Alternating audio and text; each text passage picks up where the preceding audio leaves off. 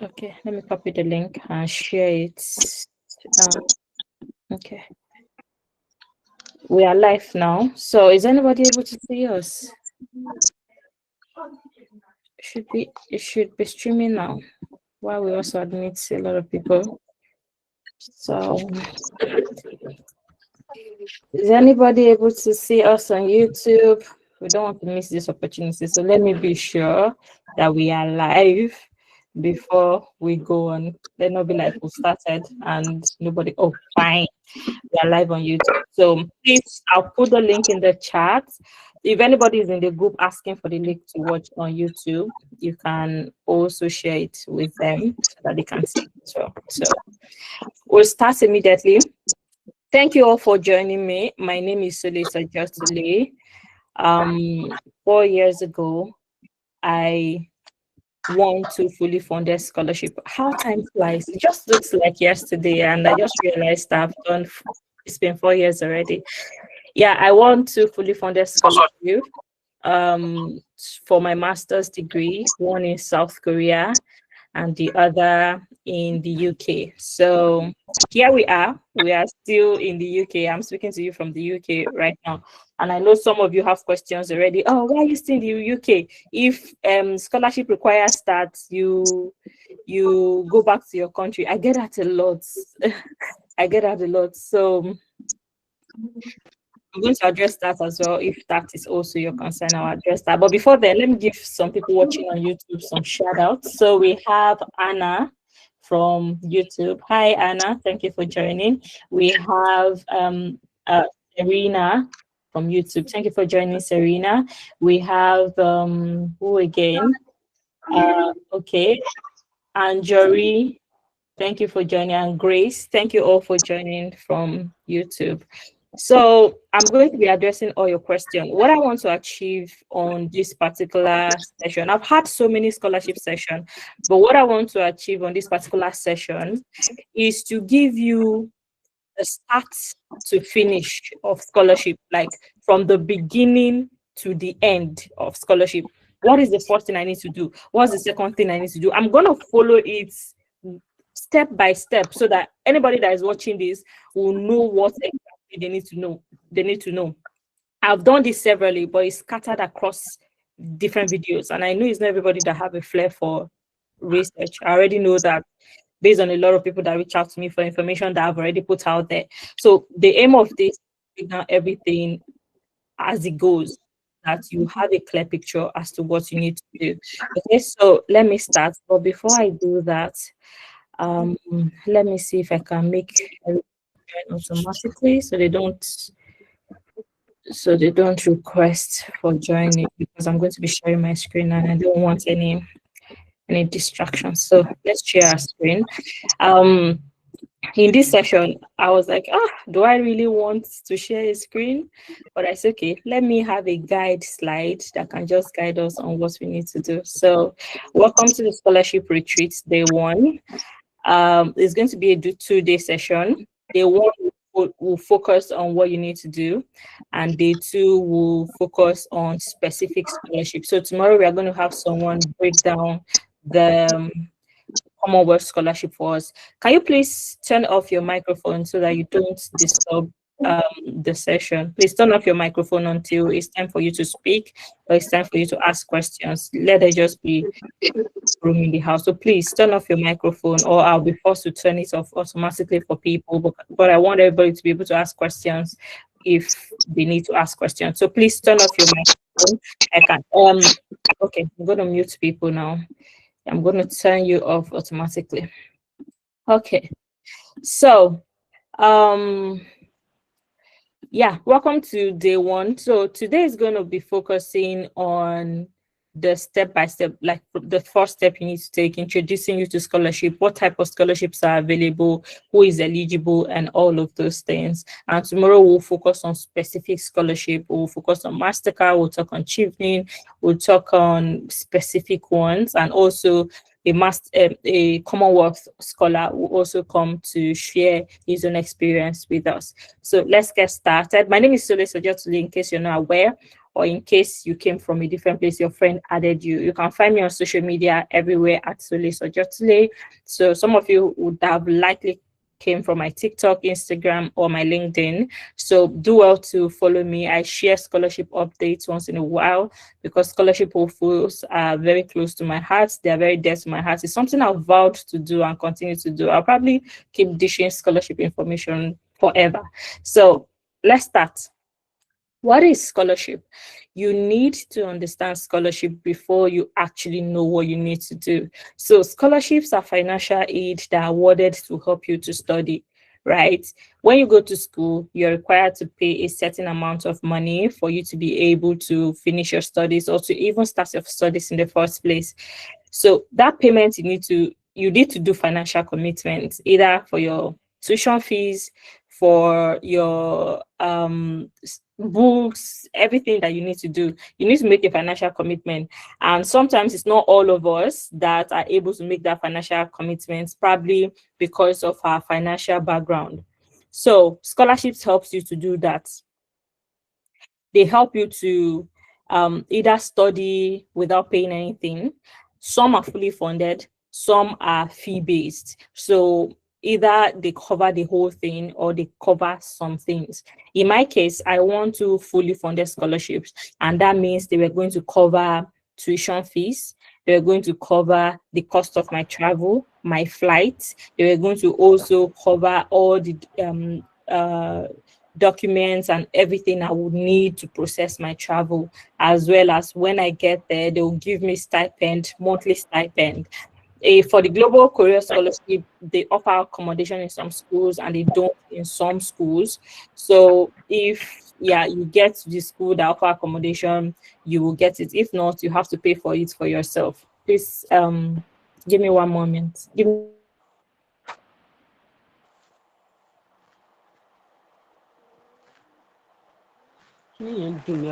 My name.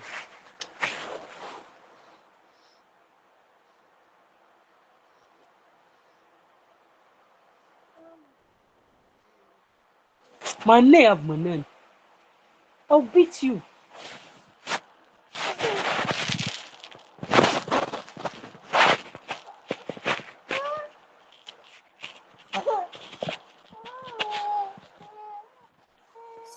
Sorry, I was being distracted with the noise, so I had to address that. Who is this? Aisha, can you please turn off your microphone? Please turn off your microphone if you're not speaking. You're disturbing everybody. When it's time for you to speak, the microphone is there for you to use. That's why I didn't turn it off for everyone. So please, let's maintain decorum. Okay, so like I was saying, the scholarship can either be fully funded or partially funded. If it's partial, it means that it won't cover everything. If it's fully funded, it means it's going to cover everything. So based on your financial capabilities, you know what you need. If you are able to say, okay, if they cover my school fees, I can cover the rest for myself, you know that. But there are some people like me, I knew that even if you cover my whole school fees, I don't have any shishi to also travel outside my home country. That was my position 4 years ago. So I was targeting fully funded scholarship. So based on what money you have in your pocket, you know the scholarship that is right for you. Either you should target fully funded or partially funded. Also, the scholarships can be merit-based or they can fall into specific categories. Merit-based, based on, say, maybe you have a first class and the scholarship is for people that have first class. So if you have a second class, automatically you're not qualified for that scholarship. It could also be need-based, meaning that a particular scholarship can target people that don't have money, people who have low economic background. You can target that. Also, there are some that's very specific to a particular country. It might be that these scholarships are for only people in Ghana. It might be that this scholarship is only for people from South Sudan. So in that situation, you will not be eligible for that scholarship, say if you're from Nigeria. There's also scholarships that are gender-based. It could be like these scholarships are for only girls. It's for girls in science. It's for girls in this. Or it can be for only boys. So it depends. Or it could be for people living with disabilities. So the type of scholarship will determine what you're going to apply. And these are things you need to pay attention to when you want to apply. And then sometimes it's also the course you're applying can also limit it. There are scholarships that are for science students only, say women in STEM or people in technology, and so on and so forth. So that will determine the scholarship you're going to apply. Also, like I mentioned earlier, fully funded or partially funded, I've also explained that. And then it could scholarships are also based on the levels that you want to apply, the levels of study that you want to go for. There are people that you're just looking to have an undergraduate degree, bachelor's degree. You are graduating from high school or from secondary school, and you are looking for undergraduate scholarship. Some scholarships attend to that. There are also scholarships that are postgraduate, meaning you are looking for like a master's degree. It also caters to that. And there are also scholarships for PhD. And I see that there are a lot of undergraduate and PhD people here. So yeah, that's good. So let me break it down and tell you, I'm going to be very factual in this session. I'm not going to be lying or hiding or sugarcoating anything. I'm going to put it as it is for you to understand and make do of the information. Okay, for people who are undergraduates, if you are graduating from your high school or your secondary school and you are looking for undergraduate scholarship, one thing I'm going to tell you is that undergraduate scholarships are rare. They are not everywhere. One of the scholarships that is only few and specific places that you can find them. Reason being that undergraduate degree can take a lot of money, a lot of finance. So say a money that can pay for 4 master students, you have to use to pay for one undergraduate person for 4 years or 3 years, depending on the course. So that is why undergraduate scholarships are not really very popular everywhere for you to find. They are not plenty in the market, in the scholarship market. So they are designated countries. And one undergraduate scholarship that I know that is still ongoing is the Global Korea Scholarship for undergraduate students. So if you're an undergraduate student, note this right now. They call it GKSG, GKSU, sorry, that is Global Korea Scholarship for undergraduates. If you type it on Google now, you will see it. So this scholarship is to help people that are leaving secondary school or high school to gain their bachelor's degree in the course that they want to study. So that's one undergraduate scholarship the only undergraduate scholarship that I know at the moment. Mastercard scholarship used to do undergraduates, but they are not doing it now. None is open at the moment. I don't think there's funding for that at the moment, but in the future, they might likely still do it. So if you are looking for undergraduate scholarship, you can start looking into Global Korea Scholarship for undergraduates to see the things you need to gather, your secondary school transcript and all of that. We'll talk about documents that you need because most of them are all the same for most scholarships. And then for master's scholarship or postgraduates, this one is very popular. We have a lot of them. In fact, they dominate the scholarship market. There are a lot of master scholarship, different organizations, different governments, even universities, they offer master scholarship. And PhD scholarship also is very popular. There are lots and loads of PhD out there in UK, in the US, in many advanced countries. They have funded PhD programs that they can offer you for you to do your PhD. So masters, plenty in the market. PhD, plenty in the market. Let's say PhD is even more plenty in the market because we have fewer people every year wanting to apply for PhD. So I would say masters is even more competitive than PhD. PhD people will be saying Solace is a lie now, but I'm telling you the truth. Okay, let's move on.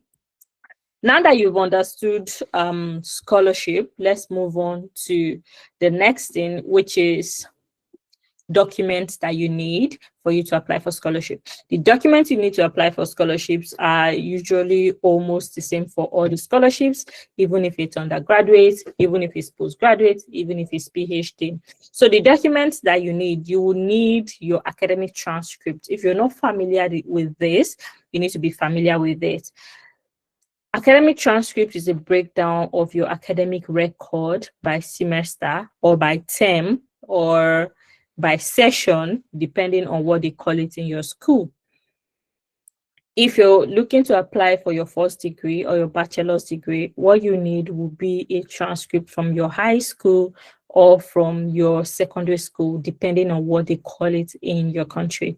I know in Nigeria, they call it secondary school. So you need transcripts from there. Transcript is a breakdown of this is the courses you took, this is what you scored, and then they will break all of them down.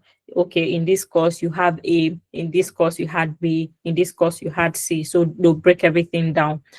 If you're looking for a postgraduate scholarship, a master's, you need transcript from your university, your undergraduate degree, your bachelor's degree. They'll say semester 100 level, this is what you scored, this is the courses you took, and this is how you performed. So your transcript will break that down. And if you're looking for PhD, you need your transcript from your undergraduate and you need it from your postgraduate, both combined, before you apply for your PhD.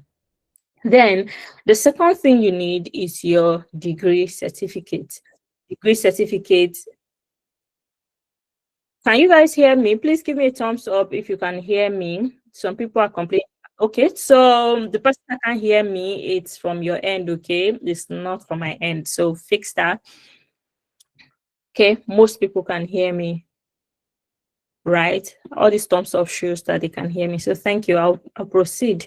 Okay, so degree certificate is your certificate. So if you're applying for your bachelor's degree, you need certificate from your secondary school. If you're applying for your master's, you need certificate from your first degree, your bachelor's degree, your university. Then if you're applying for PhD, you need both. You need your undergraduate and your master's certificates. Some of you will be asking, so Liz, I don't have the original certificate yet. They gave me statement of results or provisional results. What do I do? Use your provisional results for your application, pending when they will give you original result, but start pursuing your original results as soon as possible. Another document you're going to need is your passport. For countries that have domestic and international passports, you need international passport or any travel documents they issue in your country, because I understand it's not all countries that have a passport. Some have like travel documents depending on your status in that country. And then another thing you will need is your English test. Yeah. For this one, you have to be very strategic. We have different English tests. What's an English test? Is like a test that can prove that you understand English. Yeah. And I'm saying English test specifically because even countries that are not English countries sometimes request for English test. For example, Korea is not an English speaking country, but they give you two options: either provide a Korea test or an English test. So English is more like a global language that they use. So for French speakers, if you are applying to like France and French speaking country, that is an edge for you. You can produce a French test. But if you're applying outside that, mostly the most popular one is English test, right? Even if you're applying to say Germany, for example, they'll say bring an English test. You're applying to China, they'll tell you to bring an English test because English is like the adopted global language in the academic world. So you need an English test. And this one, I'm assuming that a lot of you saw my story. So I'm going to be doing this session in such a way that I assume that you are coming from a low income background. So I'm going to be chipping you advice as per somebody that I've experienced that before. I didn't have money when I was applying for scholarship. So I'm going to be chipping in tips that I used to save money as well. So for English tests, most of the English tests like IELTS or TOEFL, they have 2 years expiration limits. Like after 2 years, it expires. And if you are searching for scholarship, you are not certain that you're going to get the scholarship in 1 year or 2 years. So you have to put this into consideration. And the tests are not usually cheap, especially if you're coming from Nigeria. So the test is I think almost 200K now in Nigeria. So what are you going to do? I would advise that you look at your scholarship journey and see if you have a scholarship in sight before you take the test. So don't just take the test and keep it, okay? Except there is need for you to take it, because I know there are some scholarships that say if you don't take the test, they're not going to take it. But yeah, try and see how you can maneuver not taking that test, right? If you see alternatives like proficiency letter or get a waiver, there are some certain scholarships that say if you're coming from Nigeria, where you have undertaken your undergraduate studies in English, they can give you a waiver, they can waive it for you. Explore that. Or sometimes they can take your English in WAEC or your NECO or WASC, whatever they call it in your country. Sometimes A levels also, they take English, they're a credit in English, they take it. And sometimes you can get an English proficiency letter from your university. If you undertook your course in English, your undergraduate degree in English, they'll say, oh, so the person did 4 years, and throughout their course, they were able to, they were taught in English. So they have good grasp of English and are able to undertake their courses in English. So your Senate can give you that letter. So wherever possible, if you can get that letter to avoid taking an English test, do it. Okay, especially with admissions, do it. Then when it becomes necessary for you to take an English test, that is when you should take it, so that you won't just take the test and it will expire without you getting a scholarship and you waste money. Also, another document that you need is your recommendation letter. So this one, you don't have to collect them and keep and be looking at it. No, because you have to tailor recommendation letters to the particular scholarship or particular school you are applying for. So just notify, what I used to say is notify your lecturers, tell them that you're applying for scholarship, make 3 of them your friends, so that when you need them, you can then call them and they can tailor it to that particular scholarship. And then you also need your CV or resume, and this depends on scholarship. It's not all scholarships that need a CV, but if they need a CV, you need to prepare one. And then the last thing you need is personal statement or motivation letter or your essays. This one too, it is not one size fits all for all scholarship. It is a requirement, but you have to tailor this to different scholarship, because different scholarship have the essays they want you to address. So it's not like you write a personal statement and say, okay, this one, I'm going to use it to apply for all scholarship. It doesn't work that way. Bear in mind that you have to write it for each scholarship, okay? So let's move on. I think I've addressed this. For transcript, you can get it from your school. So a lot of you say, oh, I don't have money to get your transcript, but it's part of the journey. You have to start saving it, and that's where preparation comes in. You have to start saving towards it. Save to get your transcripts, your degree. All these things require money. So start saving and preparing your mind. Get a job, get something you're doing that can help you to get this document, okay? So let's move on.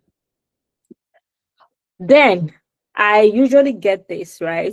Solace, I have admissions. I don't have money to study. Solace, I have 3 admissions in the UK, but at the moment I'm struggling. I can't see school fees and all of that. And that is why I made it important to add this slide. Follow the scholarship. Yeah.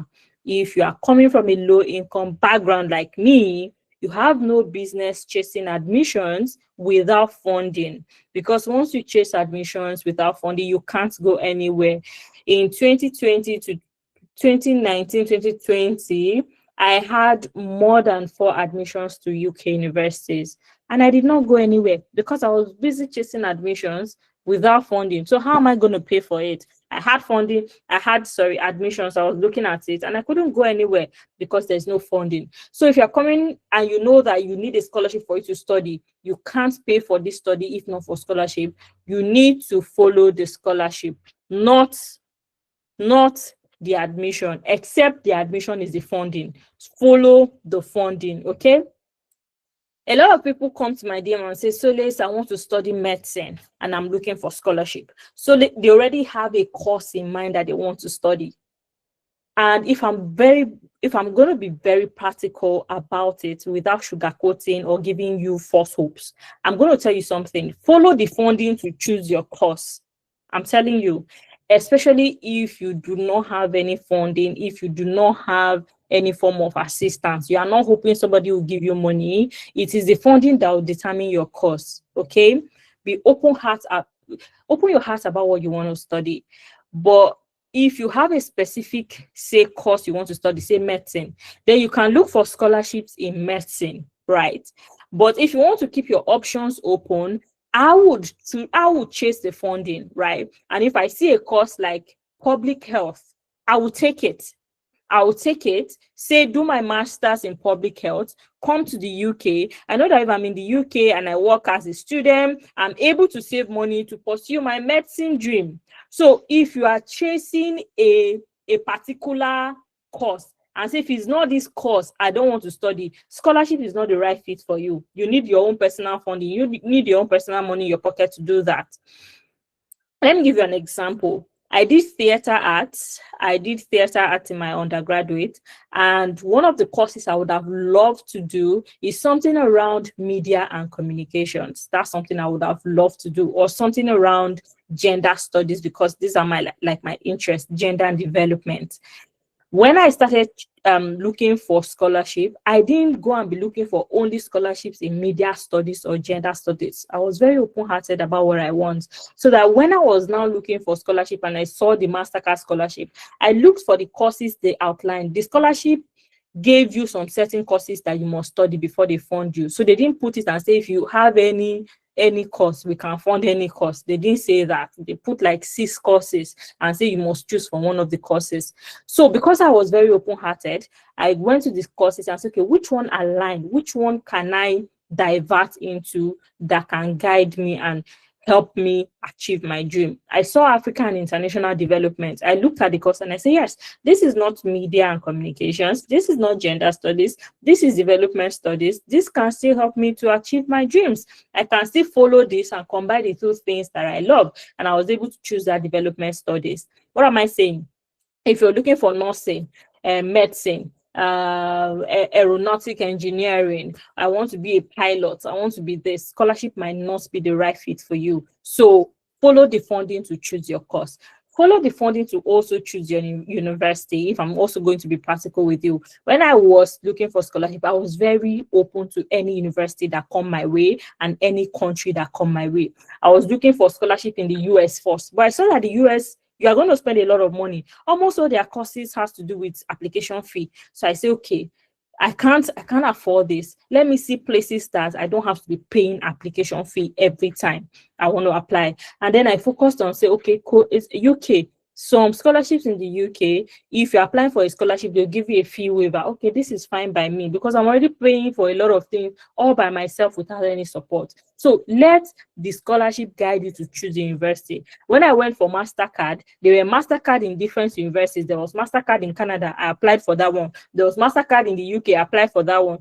So if, say, Canada gave me admission, you'd have found I'll be speaking to you from Canada at the moment. So the funding is what brought me to the UK, not me saying, if it's not UK, US, I'm not studying anywhere. I don't like the UK. I don't like the US. There's this there. There's that. You don't have a choice, okay?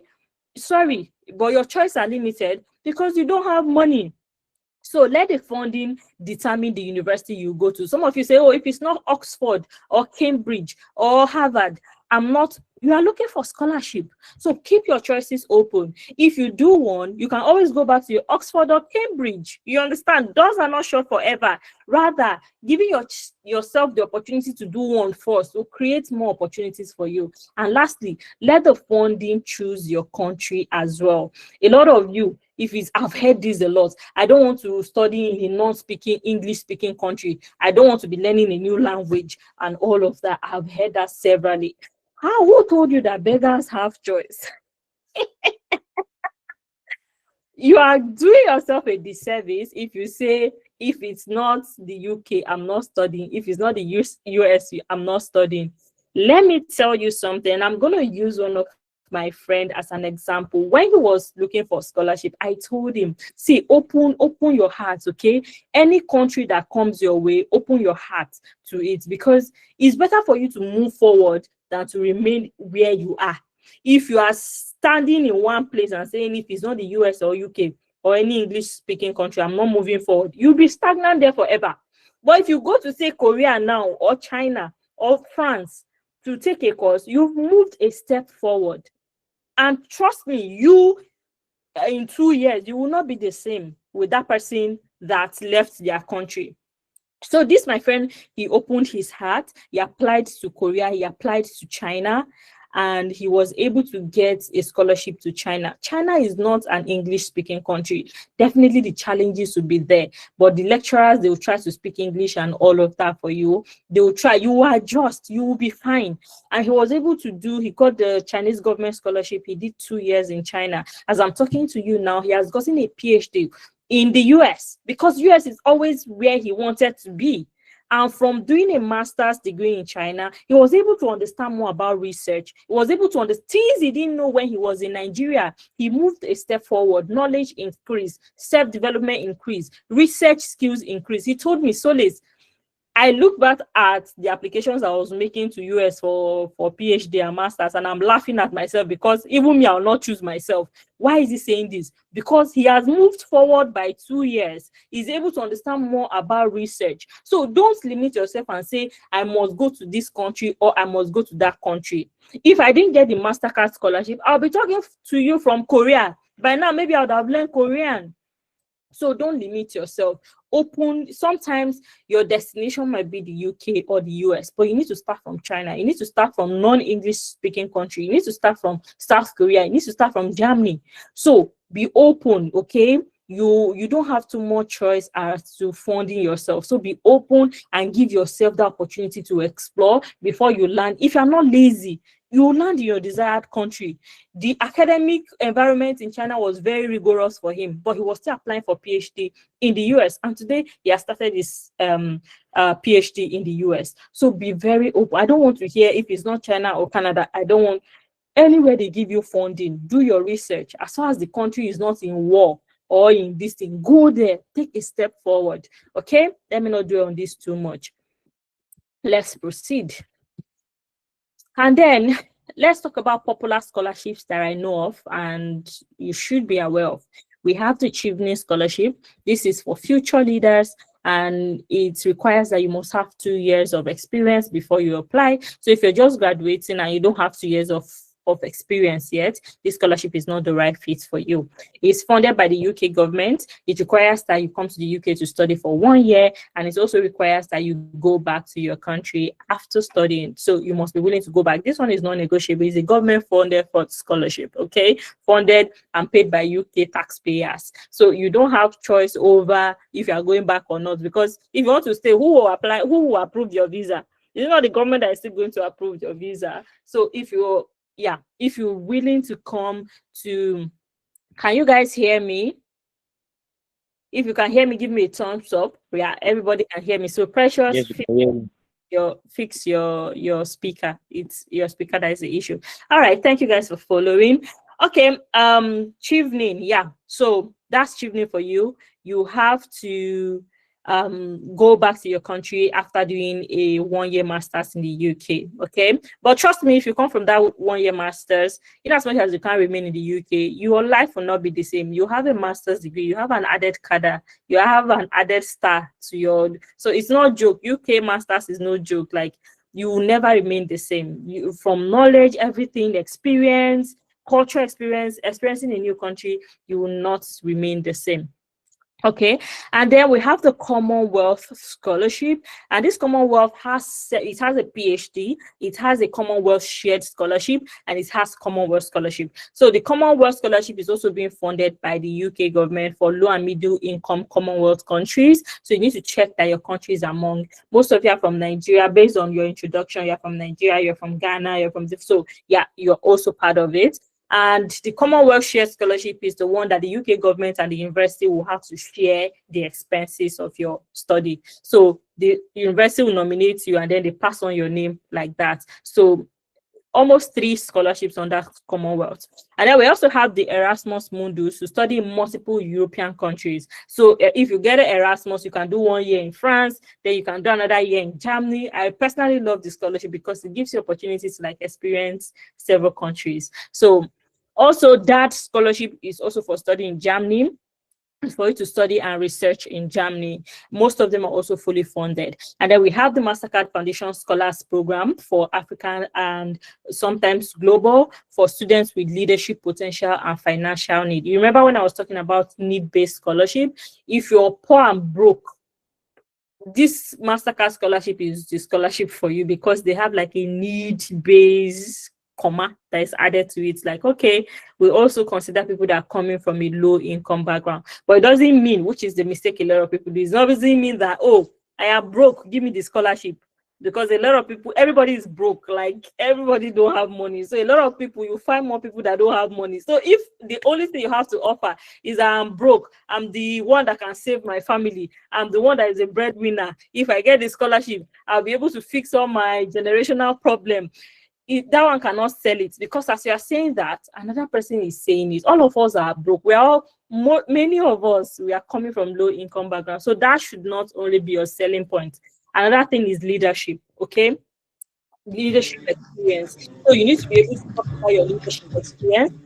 Please mute. Mute your microphone. Please mute it. Yeah, thank you. So you need to also talk about your leadership and all the things that you've achieved over the years, not just I am broke, give me the scholarship. That alone will not give you the scholarship. And then we have, oh, okay, let me not forget to mention that the MasterCard have partnership with different universities. They have partnership with the University of Edinburgh. They have partnership with the University of Oxford. They have partnership with the okay, I blanked out for 1 second, but give me a moment. Let me gather my thoughts. University of McGill, Canada. Yes, they have with the University of McGill, Canada. They have with another university in the US, Cambridge too. Thank you, Georgina. We have Cambridge.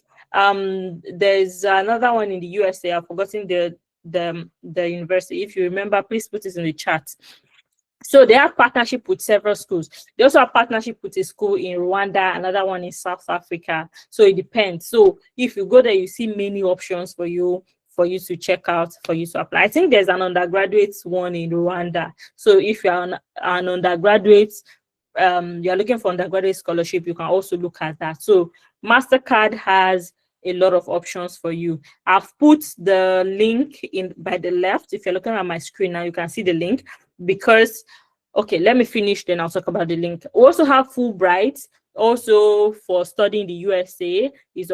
Oh, thank you, Arizona State University. Thank you. Also Fulbright for in the USA for designated African countries. It's not all African countries that qualify. We also have Mandela Rhodes Scholarship, Rhodes Foundation for leadership and postgraduate studies. We have the Chinese government scholarship, which is the one I told you my friend won. It's also open for a lot of courses. We have the Global Korea Scholarship, which I talked about, the tax undergraduate and postgraduate. We have Japanese MES scholarship for study in Japan. Let me give you one cheat. Almost all the developed countries, their governments have a scholarship. Yeah. And when I was looking for scholarship, I used this cheat. I would just look for a random country, say Germany. I'll say Germany government scholarship.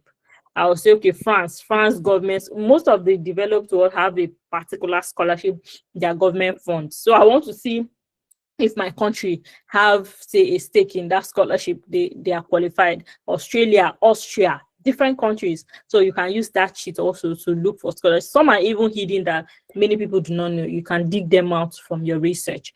And you can also follow the official scholarship website, sign up for their emails, alerts to follow up when the scholarship will open. You don't even need to wait for when the scholarship will open before you start. I'll talk about that later. Then the website. One question I get a lot that I don't understand is send me the link. What is it about link that you have Google that you can't find yourself? Send me the link. Let me tell you something. You do not need somebody to send you a link if you are someone that is very serious about scholarship, because everything needs keywords to pop up on Google, right? Let me tell you how I got to know about MasterCard scholarship. I was in a scholarship group and somebody said, have you guys heard from MasterCard? And people reply, oh no, we are still waiting for them. I didn't go to admin and say, admin, send me the link. I went on my Google. That's the first time I'm hearing anything MasterCard. And MasterCard has a scholarship. So I said, MasterCard scholarship. I typed it on Google and Google popped it up, MasterCard Foundation Scholars Program. That's how I got to know about the scholarship. Read about it, started looking for the people that have won the scholarship, gathered my research. The people that have won the scholarship were able to give me information about the scholarship. I started planning ahead. I didn't say anybody should give me the link. Exactly. So you don't, somebody even said, so listen, I'm still waiting for you to send me the link. When the scholarship is about to close, you are still waiting for someone to send you, somebody that received like 100 messages a day. When will I get to you to send you the link before you start applying? Simple keyword will pop it out. So I don't want to hear send the link, honestly. It shows you are not serious yet. If I hear send the link, I'm just like, oh, this one is not serious yet. Scholarship requires a lot of research. If you can't find the link yourself, trust me, you can't find anything else. But for the sake of this webinar, I'm not here to reprimand you. I'm here to educate you. Okay, so don't say so that you are too harsh. No, I'm just being very open about the whole thing. Okay, so I'll put some links here. Anyone I didn't put the link, you just need to type it on Google. Okay, so scholarship.com is like a popular website where you can find different scholarships. The one I don't even know of, the one that's university. Oh, I even forgot to mention that there are some scholarships that are not popular name, but they are scholarship within a university. Say a university is giving one scholarship to one exceptional first class student, you can see that. Say you go to University of Oxford now, you see the ones that is they say Chancellor University, Chancellor Scholarship. You will see that. So you need to also do some research. Scholarship.com will pop up some of those scholarships. Opportunities from for Africans.com also is one website that I used to use a lot that time. I signed in for their newsletter. CommonwealthScholarship.com, that's where you find Commonwealth. Chevening.org is where you find Chevening Scholarship. DAD.de is where you find that scholarship. MasterCard Foundation.org, FDN, look at it here.org is where you find the MasterCard Foundation Scholarship. Global Korea Scholarship, you just need to type it on Google, you'll find it. Chinese Government Scholarship, you'll find it. A lot of you say, oh, I don't want to enter scam website. Trust me, if you see a genuine website, you will know. Number one, ads should not be popping up anywhere, everywhere like this. If you see the genuine website. Number two, the URL will have that country, like the extension of that country. If you see a government website, you know, for example, most of the educational scholarships in the UK, they'll end by .uk. In Canada, it ends by .car. In the USA too, I think it ends. So different countries have their extension, and you see that they will not ask you for money when you are applying. They not say, oh, pay agent fee, oh, pay this. They won't ask you. You just know that it is genuine, always signed, everything is legit. So try and find them yourself. It's part of the research. Okay, yeah, I don't want you to say send me link. Okay, be a serious scholarship hopeful. And then every scholarship have their eligibility criteria.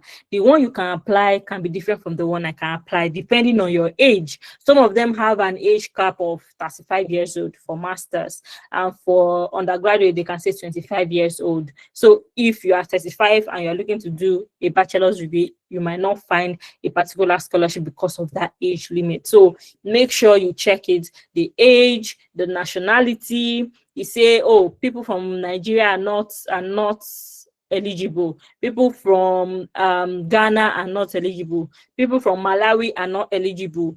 People from, so you need to check that to see that your country is among the countries that they listed. Also, the courses, they can say that the course is only people that have done this undergraduates that can apply, right? Or people that have done this course that can apply. So you need to check. Or they can say that you can't choose any course of your own, like the MasterCard. They'll put like 6-7 courses that you must select from. So if you go and apply to, say, MasterCard puts 6 courses and you want to go and be applying for aeronautic engineering, MasterCard will not fund that. You have to select a course from the course that they put there.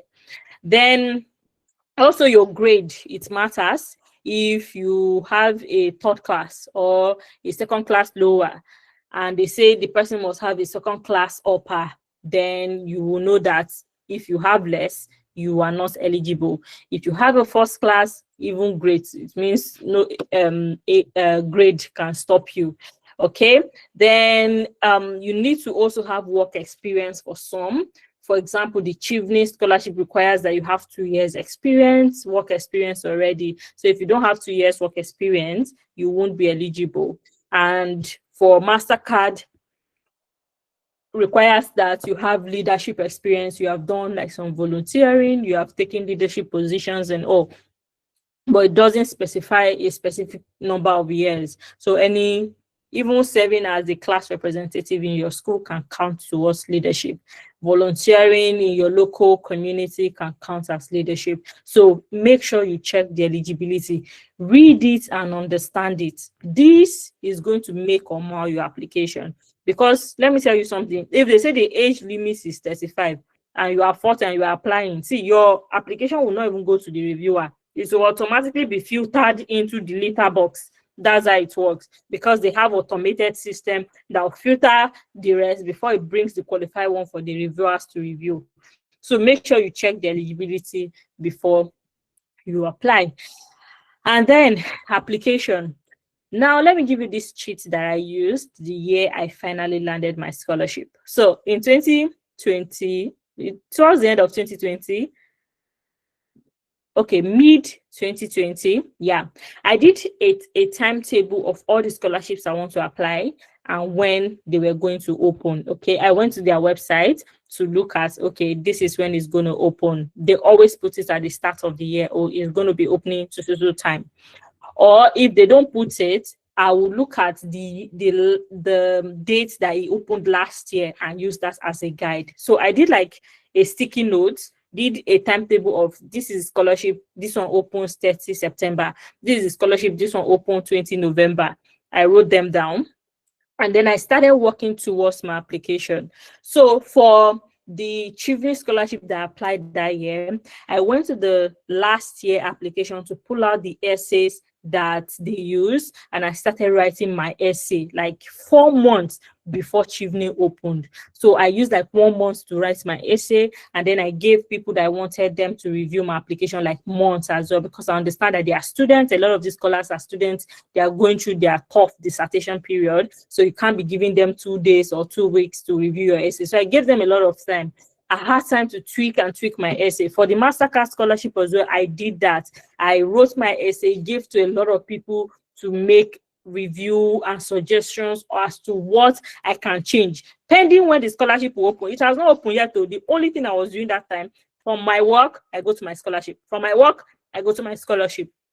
And then for the Global Korea Scholarship, that one has a lot of process because it requires that you submit physical documents. So that one was a lot of time and a lot of process that is needed. I know that it usually open in February. So towards the end of November, December, I started preparing my application.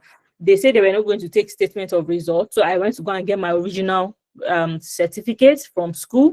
I notarized my document because they needed notarization. They also need you to print physical documents. So I started printing my document, and then I went to their last year application and downloaded it. I downloaded that and was using that to choose the course that I wanted and the university that I wanted. You have to go through a list of courses for you to like choose the course. Because I was an art student and I know that Korea gravitates towards science students, I wanted to have a standard application. So for the university I was choosing, I was looking for a university that will have favor towards an art student like me. So I was very strategic about the university. I downloaded the application, wrote it, looked for someone in Korea that won that scholarship, and the person helped me to review it. I had a lot of time to plan my application so that when the scholarship opened in February, I had my complete document already. I just packed everything, looked at what they sent, right? And then pasted everything there, because Korea scholarship always have like a long application form. So you just need to paste your whatever there, fill it, use the one they send that year, fill this and all. So that I think 12 days after they opened, I'd already completed my this thing and submitted it. And because they need to deliver it to Korea before the closing date. You understand what I mean? So by the 12th, I already submitted, took my application document to DHL, sent it, and it got there. So I didn't have to start doing gra when the scholarship opened. I already used the guide from last year to fix everything. Let me tell you something. Scholarship requires hard work. Everybody would have gotten it if it doesn't require a specific level of hard work, and you have to be intentional about it. You can't even be, you can't be laissez-faire anyhow about scholarship. It's going to determine if you're going to win it or not, because I know the sleepless nights, the money, the energy, and everything that I put into it.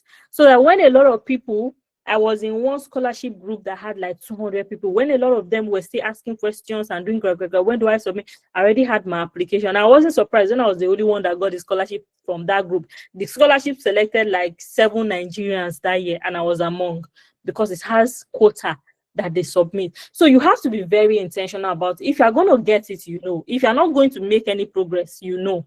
You see, if you message me about scholarship, from your message, I know. If you don't change your mindset, I just know if this one is able, because it requires a lot of work. Okay, so let me give you that cheat now. Plan that timetable. Look at when MasterCard opened last year. Look at when Chivney opened last year. If you can go to their website, look at when they will open next year. Plan the timetable. Say, okay, I am eligible for this. I'm eligible for this. I'm going to apply for 5. I'm going to apply for 6. This is what I need to do. This is the step 1. For the ones you need to make university application, you have to put that into consideration. Follow the process. I did that, and even me, I wasn't surprised when I got it, because in 2020, 2021, I was very intentional. I was very intentional about it. So start before opening dates, because the opening date is like 2 months. You won't have enough time. You are pressured. Oh, say, let me review my essay. Trust me, I have to finish my own thing before I say I want to review your essay. You understand what I mean? But if you give me like 3 months, 4 months, I'm impressed.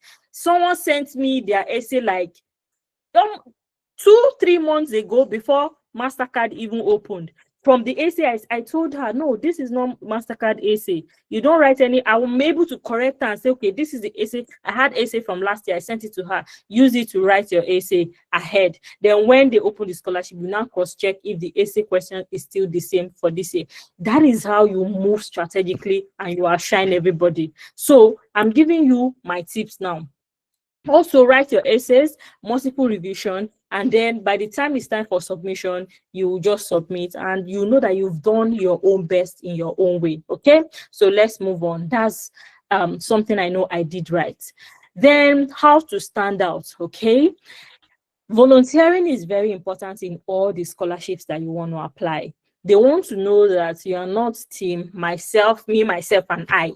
Right? What I'm doing now is volunteering. I'm taking time out of my busy schedule to give up the knowledge of scholarship that I know to people for free, just to guide them. That's volunteering. What knowledge do you have to share for others? What thing do you think is lacking in your community? A lot of you guys, you are coming from Africa, and Africa, we are still behind. How can you help the continent of Africa, starting from your own local community? What is the problem in your community that you need government attention to fix, or some that you need to fix? Some can be drainage, it can be climate change issues, it can be gender issues, it can be girls' education, it can be teenage pregnancy, it can be poverty, it can be many things. There are many challenges we have in our communities that you can solve. It can be helping farmers on ways to combat climate change and all of that. So volunteer.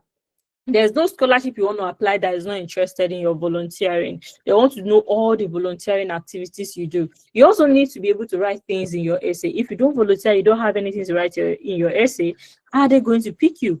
We are going to get to essay, because that's one important part aside all the documents that you're going to have. So volunteer. Don't just sit and wait as you are working on that scholarship, and as you are looking for your daily bread. Spare time during the weekend to volunteer for a particular course, because you'll be able to use that in your essay. I'm not saying that should be your only motivation, but it helps you to land a scholarship. Another thing is self-development. You can't just stay and be waiting for the scholarship without developing yourself. Take courses, be 10 steps ahead of others. Let me give you one cheat that I did. When I was applying for the Global Korea Scholarship, I went on Coursera and took a Korea language course, right? I wanted to be ahead of others that are going to make the application. So I got the certificate of that language course Although it's a language I'm new to, I was able to understand something, passed the course, and printed that certificate and added it to that course. That's me being 10 steps ahead of others. So look for ways you can develop yourself. Look for ways you can stay ahead of others. Okay? Look, what can I add to myself? Ask yourself that question. You will see that there are so many things you can add. Also, you can learn how to write essays, because scholarship essays are also something that, aside all your documents, you need. So you need to learn how to write that essay. You need to be very strategic on how to write that essay. So keep developing yourself. Okay, that's how to stand out. And then let's talk about the essays, okay? These essays are one of the most important aspects of scholarship. Aside your documents and everything, the essays are like your CV, is what they are going to read to know if they are going to give you a scholarship or not. They've not met Damilola before. Have they met you? No. It is your essays that are going to say, oh, Tayo is this person. Tayo is the right fit. When reviewers, funny thing, reviewers don't look at your results and all. It is your essays that they read. So even starting that essay ahead is like the most important thing. There are some people that they tell me, so let's, I want to apply for scholarship. I say, okay, when do you want to start? They say, oh, when the scholarship open? I say, okay. And then scholarship open, Tivni open, 3rd of August, 15th of August, I've submitted. You have submitted? You say, yes, I've submitted. I wrote the essays and I've submitted. I smile, because that was like me in 2019, using only the period of the essay to write the essay and submitting it without anybody taking a look at it. And I said, did anybody take a look at it? Say no. Oh, really? They say yes. I say okay. And I'm not surprised when it comes back in rejection. When it comes to scholarship, only your knowledge is not enough. Yes, you are smart. Yes, you are intelligent, but you want other people to be able to give you another aspect, like another point of view. Okay, this is what it is. This is what it is. You want somebody to do that for you. So your essays are very important. I've written some things that I think can help you, but trust me, this is not enough. Essay writing for scholarship it's a skill you need to go and learn, right? It's a whole topic on its own. You need to go to YouTube. A lot of scholars that are doing what I'm doing, they are there. Give you that the information for free. Go and learn it. A lot of blogs are there that will teach you how to write scholarship essays. You know, you can learn it. So most scholarship, they usually ask about the course, why you want to study the course, how you've shown leadership or impact. They also ask about your challenges that you've overcome. They also ask about your scholarship goals and how the scholarship will help you. And they also ask you how you give back to your community and your country after graduation. So these are things that you need to write about, but they frame it in different way. There's how MasterCard framed theirs. There's how Chivney framed theirs. So how to write the essays to be strong? You need to start with your story, that human touch, that personal touch. It has to be there, something that shapes your journey depending on the essay you're writing. You also connect your past to your present and your future. You have to be clear. And I think that's what scholarship did for me. When I graduated, I think my goal wasn't really clear. What do I want to do? What do I want to achieve? What am I passionate about? The scholarship process helped me to understand things I'm passionate about, things I want to focus on in the future, helped me to realize them, and also it shaped me in a kind of way, helped me answer questions that I feel like, I don't want to answer this question yet. That scholarship process helped me to sit down and answer those questions. So you need to be able to know, okay, this is my past, this is my present, and this is what I want to do in the future. And after graduation, this is what I want to do for my community. This is what I want to do for my country, you know. Also, your essay has to be very personal. Me and my friends used to joke that it is how you tell your story, and it is how you tell your story. You know, somebody told me that, oh, MasterCard is about suffering story, that they don't have a suffering story. I smiled, because I've also seen people that, you know, it's not like they are broke and poor that have won the scholarship. You're right. So it's about how you tell your story. There is no human being that have not experienced a particular challenge at a particular time. So it's not how you tell that story that matters. And then you have to show impact in numbers, right? Oh, I was able to deliver a scholarship section to 138 people on this Google Meet. That is me showing my impact about this session in numbers. Almost 138 persons were able to know and learn about scholarships. This is me giving back to my community, and the record is there. If you can document it and share the link and all, it's even perfect. I heard someone say, oh, Solace, I love to give back to my community, but I don't like documenting myself. And I told the person, we are in a digital age of digital track record. You have to document yourself, especially if you're looking for scholarship, right? It might be the testimonial that you need to get that thing. So show your impact. And then you need to edit and proofread. Grammar, clarity, and flow is very important. When I was applying for scholarship, there was no ChatGPT, there was no Gemini, there was no DeepSeek, there was no AI. It's only Grammarly that we had that time to look at your errors and correct them. But now we have AI. And I know that many scholarships have different AI principles. They have different principles as to how to use AI. So follow that AI principle. Don't go and just automatically generate something. Some will even say don't use AI at all. That's why you need to pay attention to whatever they say. But if they don't have issue with AI, document your story, write it, and the AI can help you to rephrase your words and make it even better. That's if it's allowed. So your essays are very important.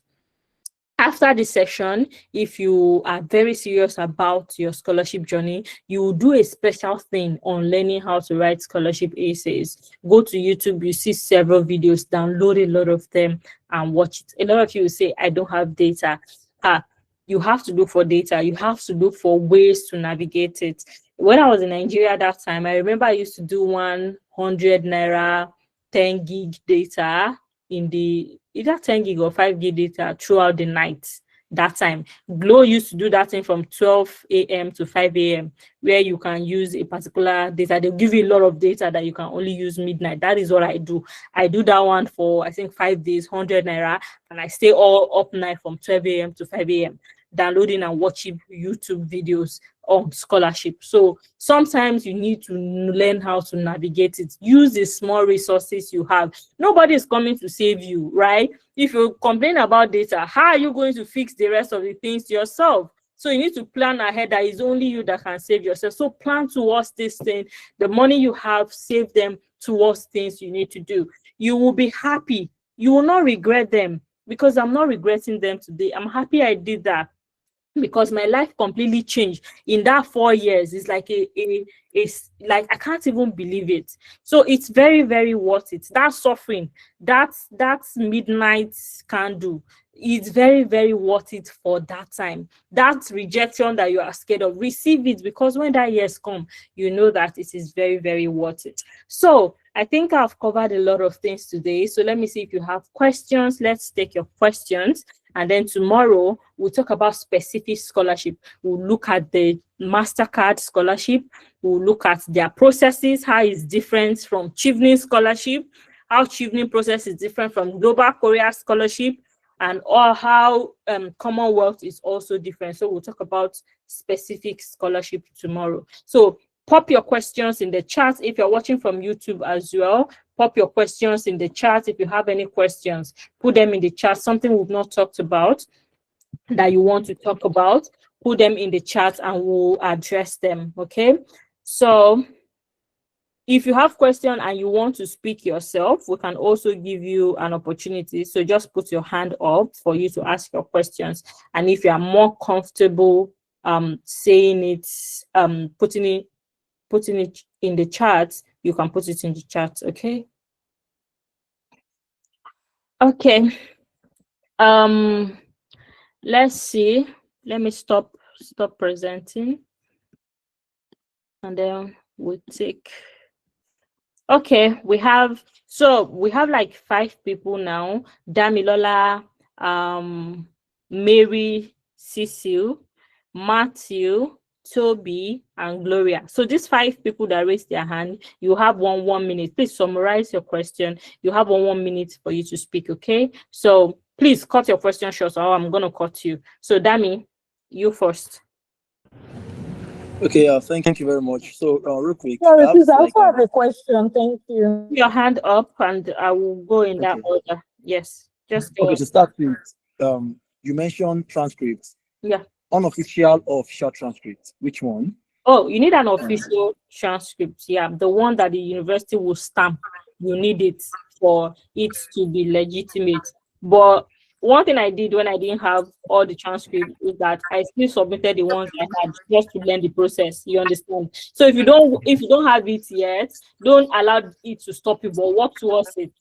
Use what you have now to learn the process. But official one is the one that is accepted. Okay. So, like I have one that is sent to me by my school, but it's not an official one. So that's what I'm trying to ask. So that's that. You Then need talking about stamped and signed by your school. yeah.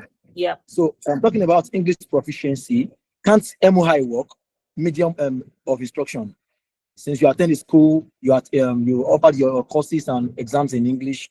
Can that work for most of these English proficiency related stuffs? Okay, if you listen to what I said, some universities take it, some they do not take it. Okay, so at the moment, many UK universities they can take like English proficiency letter or a B or C in your WAEC, but most of them will tell you to write an English test, especially the scholarships themselves. So you may want to take the English test when they need it. So it depends on the scholarship that you're applying. For example, when I was applying for the Global Korea Scholarship, I was able to use English proficiency letter. But now I think they've made the English test compulsory. So yeah, you just need to know about that scholarship to know what's compulsory and what's not.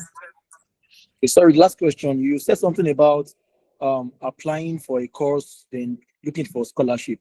Because I've seen some scholarship that will tell you you must have gotten admission to an institution before they can offer you a scholarship. So how can that work? Because you said since someone's not having a choice, you have to flow with whatever the scholarship is offering. But at times they'll tell you to go and look for your course. So it depends. That's why I said tomorrow we are going to focus on the process. The process for one scholarship is different from the process from another scholarship. These are part of what we will do tomorrow. For example, MasterCard scholarship and the University of Edinburgh says don't apply for admission, apply for the scholarship. Once you get the scholarship, you are going to apply for the admission. Meanwhile, Chivney says you need at least you apply to 3 UK universities, submit their name, and you need at least one to give you an admission. So even after submitting your scholarship application for Chivney, you have to go and apply to schools. Even if they are not going to choose you, you have to apply for a school so that by the time you get the scholarship, you have one admission already. So it all depends on the process that they have specified, and that is why it's important that you read in between the lines. What are the process that this one specified? MasterCard is the same MasterCard Foundation, but the process in Edinburgh is different from the process in Oxford. The process in Oxford is different from the process in Cambridge. It's different from the process in Canada. So you have to pay attention to the process to tell you this is what you need to do first. This is what you need to do second. Follow it like that. There is no one summed up process for all. Okay. Some like Korea scholarship requires you print out your documents, take it to your Korea, let them send it to Korea. So it all depends. Their process is different. Okay, Matthew. Thank you. Good evening, ma. Thank you so much for the time. Very quickly, my question is as regarding these official and unofficial transcripts. While I was a student, I used to apply for stuff like undergraduate support scholarship, like those ones that give the support you to pay your tuition fee. And I used to request transcript from my department. The transcript they will give me carries the departmental letterhead, and they will also stamp it. I don't know if it is that one that is regarded as the official transcript, or I still need to like apply from the university straight. And which office in the university do I like write to in order to apply for the transcript? Okay. Thank you so much. So if the transcript that you have is from your 100 level to 400 level and is stamped by your school, is official, your school signature or your registrar signature, I don't know who signs it, is there, then you can use it. Actually, department is within the department. Within your exam officer signed it. Right? And head of departments. signed it. So, and you have it from 100 level to 400. Yes, ma. So then you can use it. If you have it like 100 level to 400 level, breakdown of, okay, this is the course you took, you got A in this, you got B in this, and it's signed, you can use it. And if you have it, it should be from your first year to your last year, signed by your school, issued by your school. Definitely you can use it. And for some of you that wonder where you can get your transcript from in school, most schools have Senate, especially if you are coming from Nigeria, they call it Senate, right? They have like Yes, this admin block. They have it, and there's a department there which is like Department of Examinations and all. They are the one that usually like approve your results and all. So if you ask somebody from your school, they will know where you can submit. You submit that request, they will allow you to pay a certain fee, and they'll give you your transcript. So it's not a hidden department. If you just ask, say, a lecturer or somebody from your admin or your university website, they'll tell you how to apply for your transcript. It is usually those non-administrative block that you can apply. Okay. Toby. Hi, good evening. Actually, my question might be a bit different. So I initially schooled in the UK. I did my bachelor's there, and then I followed through the whole post-study visa, worked, but I just wasn't able to get sponsorship. So I had to come back last year. So my question specifically is, in terms of like letters for recommendations, how would you advise if, for example, I never kept in touch with like my lecturers or my teachers? I don't know anyone to reach out to, and most of the jobs that I had whilst I was there were like contract roles. And although I've tried to reach out to some of them in recent times, maybe my manager who was there before isn't there again, and etc. I've only been in Nigeria for like about a year doing my NYC. So I'm just worried in terms of recommendation letters. And secondly, I was also told that because I schooled abroad before, I might not get a scholarship to do my master's. Is that possible? Is that true? Okay. So those two.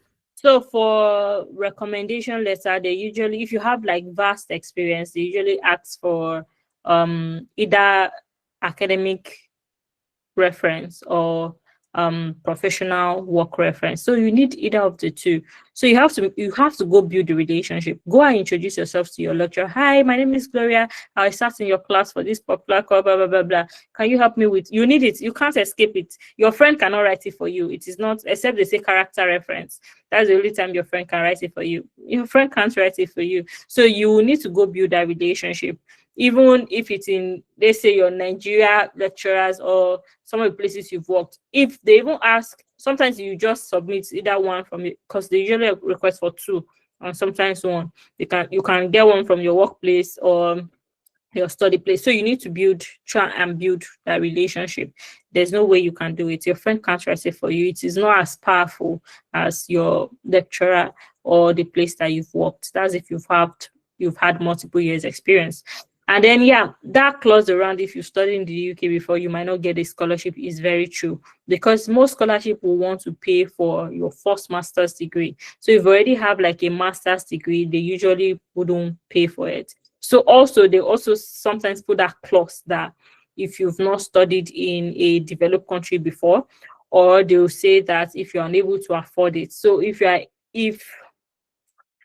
you've studied, say, in a developed country before and you have paid for a master's by yourself, it means you can pay for a master's by yourself. So they rather give the money to funds for someone who can pay for masters by themselves. So that clause is usually there.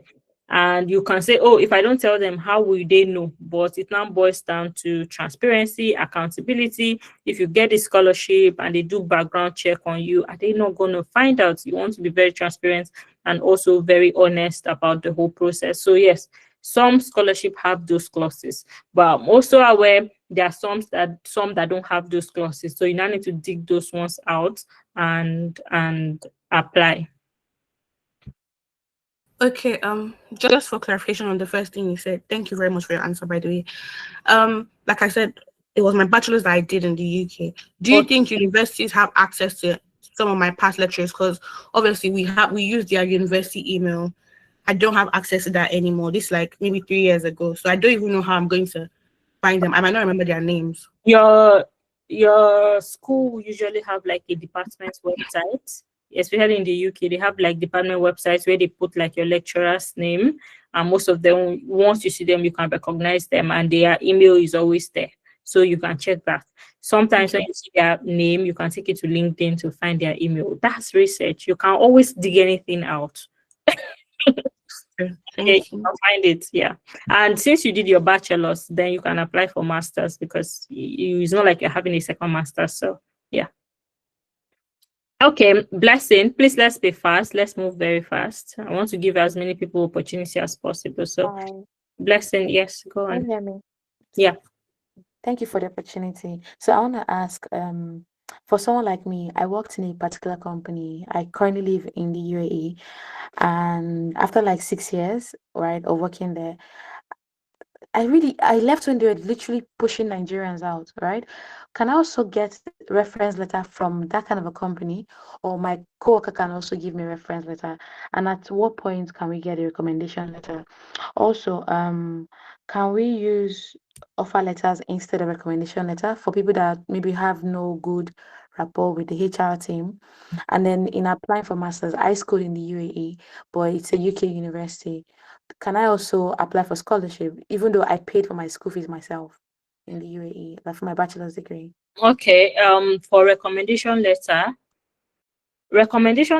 basically means that the person is speaking to how they know you, either academically or professionally. So they are saying, I know Blessing. Blessing is this, Blessing is that.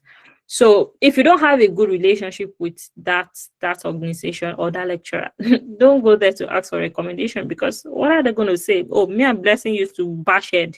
That's the person who's going to be sincere. So you don't want to put your destiny in the hands of somebody you don't have a good rapport with, or somebody that it was problem that forced you out of that organization. All right. So you don't want to do that. You don't want to leave your future in somebody's hands like that.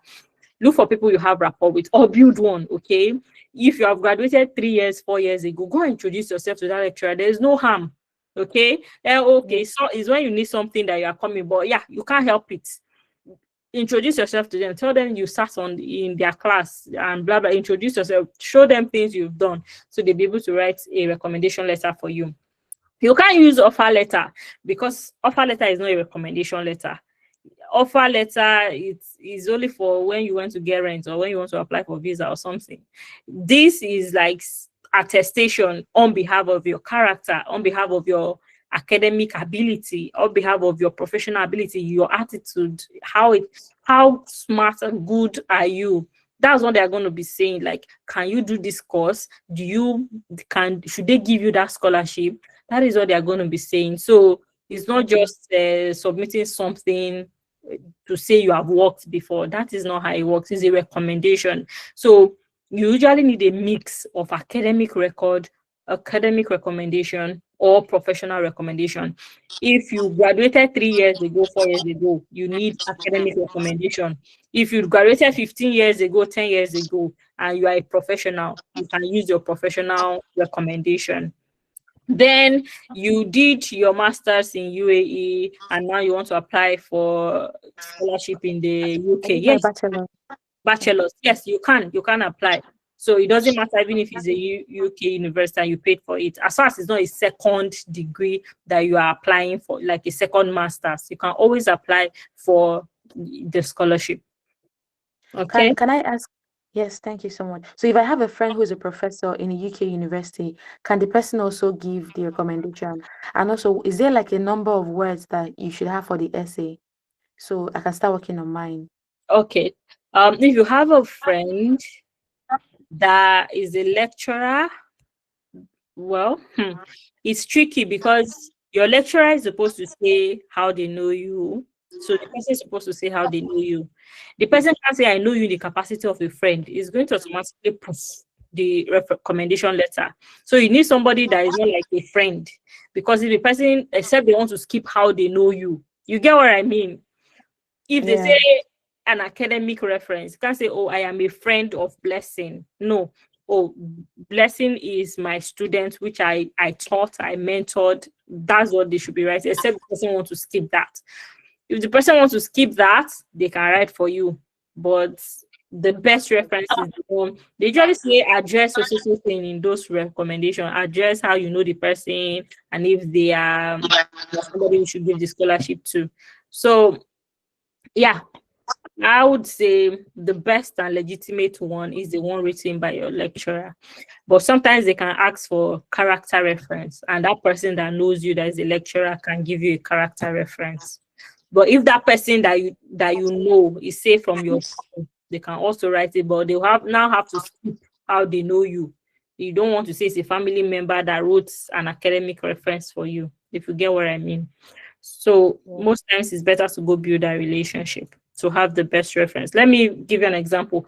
When I was applying for scholarships, firstly in 2019, I was using like the people that I know, right? And I didn't get them. And I know that there is a conglomeration of many things that didn't make me to get it. But when I became very serious, I went back to my lecturers, went back to form that relationship, tell them that I'm applying.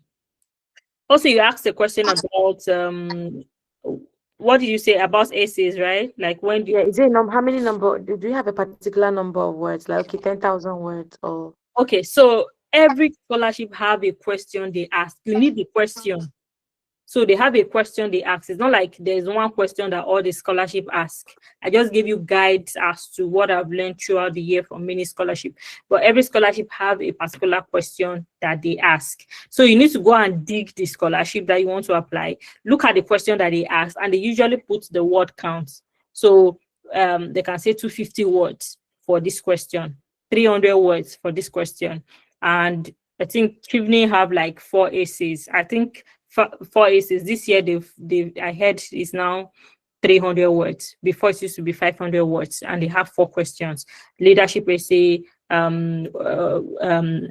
academic, future plans, and things like that. So you need to go and research the scholarship. When you think scholarship, don't think one thing, okay? Every scholarship, different process. Every scholarship, different essay. Every scholarship, different thing they want you to address. That's what makes it difficult. It's not like you gather all your documents and just say, okay, I apply to this, I apply to that, I apply to this. One document, all the scholarship. No. Every scholarship, different process. And that's what makes it very tedious. So you need to research that scholarship, know what they want from there, what they want you to address in your recommendation, your essay, the word count of your essay. When you do that and you submit, you move on to the next one. You are seeing a different question in your essay. So it's not it's different process at all. That's just the summary. There's no 2 scholarships that have similar process. That's just the summary. So you need to now go research. What do you want to study? Which scholarship do you think you qualify for? If it's the Chivney have its own process. It has the essays it wants you to answer. It has the word counts. It has the process, what you need to submit first. You need to get admission. Chivney require. I will address that tomorrow. So come tomorrow and we'll address the step-by-step of each of those scholarships that I know. All right. Thank you so much. Okay, we have another blessing. Blessing Chini. Wow. Oh, I was the one that asked my question already. Maybe the first blessing.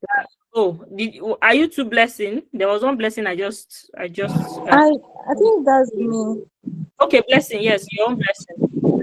Hi, good evening. Thank you so much for the section. My question is, can a second class lower tutu in Nigeria get a scholarship? Okay. All right. Is that all?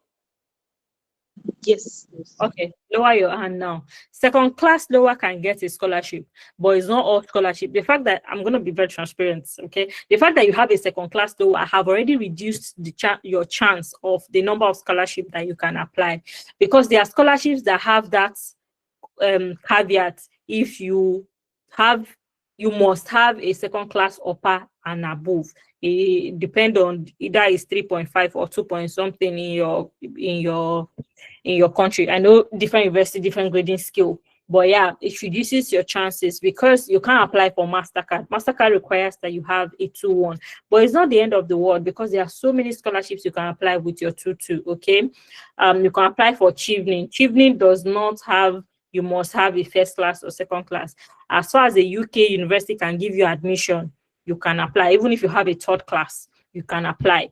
But it means that the competition you are in the pool of so many competition. So you need like work experience and so many things and experience to bolster yourself because you are competing with people that are first class and all. So it doesn't automatically take you out, but it reduces the chances and the number of scholarship you can apply, but you can still get a scholarship.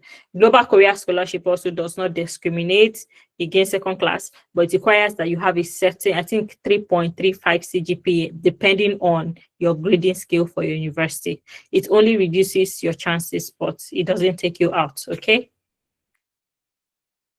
Okay, thank you. Stella,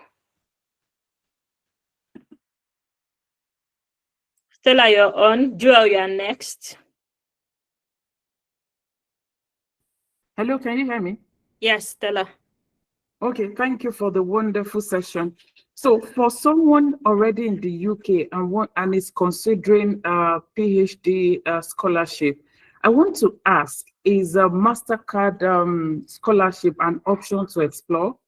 No, there is no PhD at the moment for MasterCard. They had it like 2 years ago, but it's no longer available for PhD. And even the 2 years ago, there were certain caveats, must be in Africa and things like that. So if you're in the UK, go to jobs.ac.uk and find a phd.com. That is where you need to be. There are different universities that advertise their studentship, where you'll be doing your research and they'll be paying you salary. That is where you need to go. So a lot of them are there for you to apply depending on your area and your course and all. You'll be able to see a lot of scholarships there. Chevening, MasterCard. You said jobs.ac.uk. The UK, and then find Okay. phd.com. Those are the two websites. Okay. Yep. Okay, thank you so much. Joel, you are up.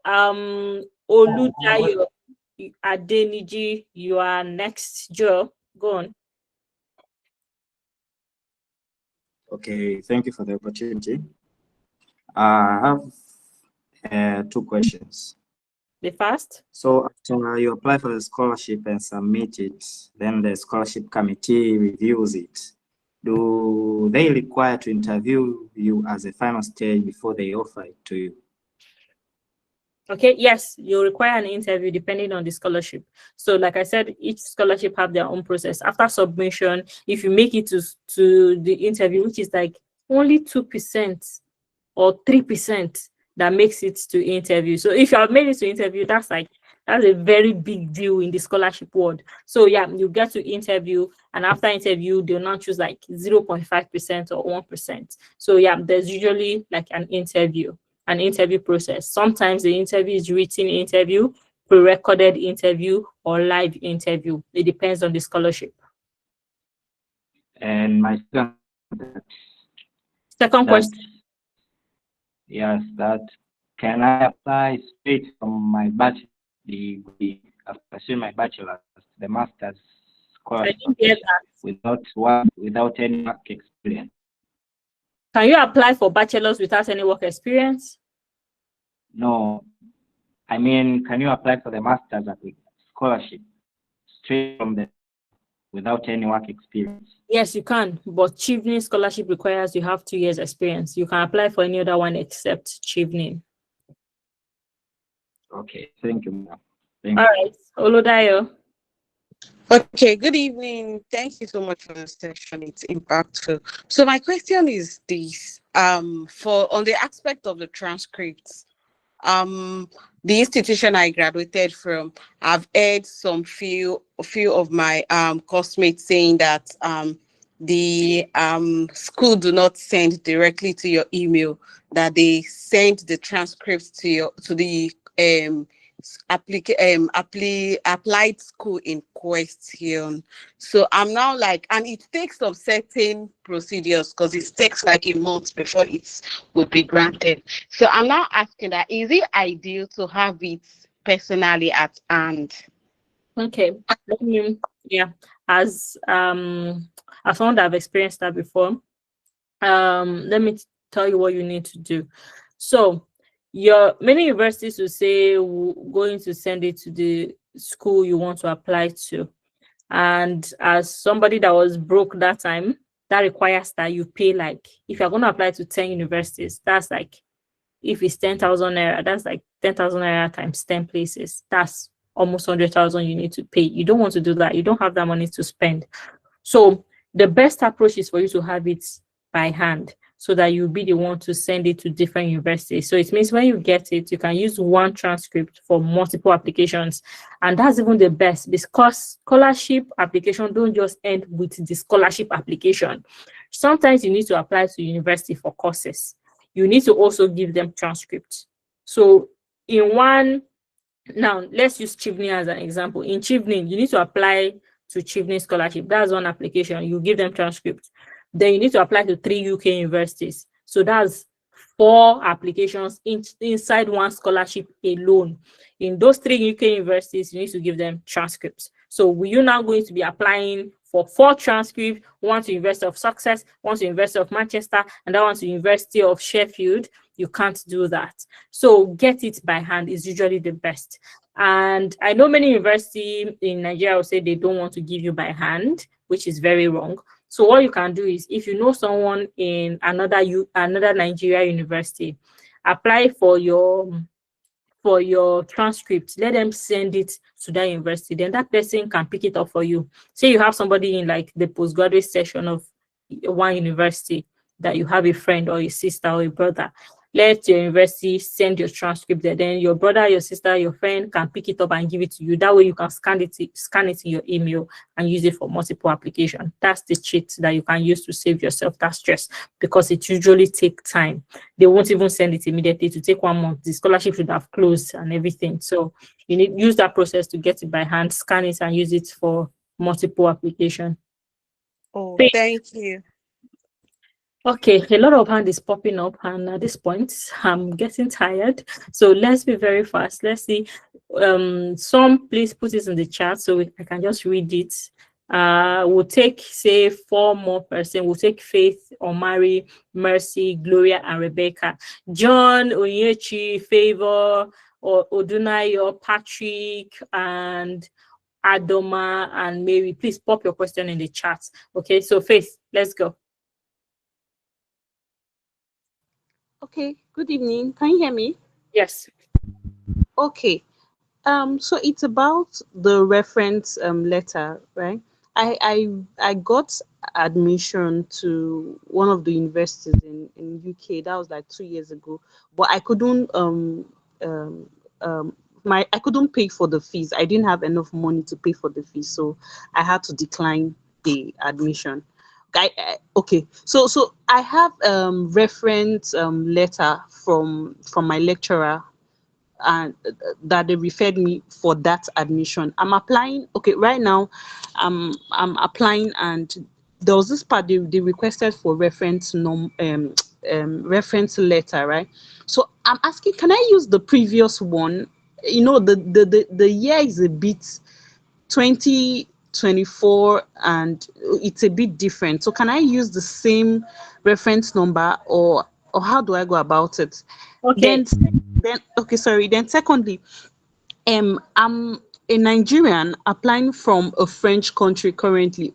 Would that affect my application in any way? Because most times, sometimes they require you to put your phone number or something that has to do with maybe where I am. I hope it's not going to affect any of my applications. Yeah, that's it.